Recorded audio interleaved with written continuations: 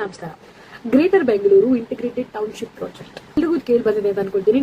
ಕರ್ನಾಟಕದಲ್ಲಿ ಏನಾದರೂ BJP government ಇದ್ದಿದ್ರೆ ಇಷ್ಟೊತ್ತಿಗೆ ಇದ್ರ ಬಗ್ಗೆ ಎಷ್ಟು ದೊಡ್ಡ ನ್ಯೂಸ್ ಆಗ್ತಾ ಇತ್ತು ಅಂತ ಹೇಳಿಕ್ಕಾಗಲ್ಲ.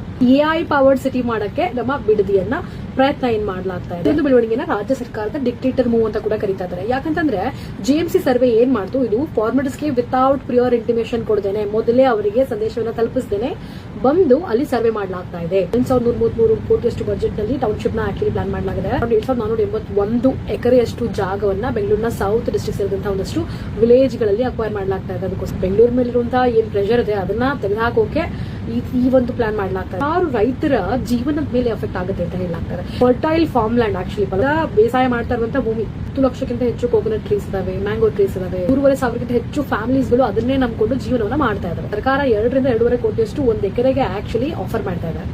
ನಮ್ಮ ಸಿಎಂ ಹೇಳ್ತಾ ಇದ್ದಾರೆ, ಕುಮಾರಸ್ವಾಮಿ ಅವರು ಇದನ್ನ ಅನೌನ್ಸ್ ಮಾಡಿದ್ರು 2006ರಲ್ಲಿ. ಇದು ನಂದಲ್ಲ.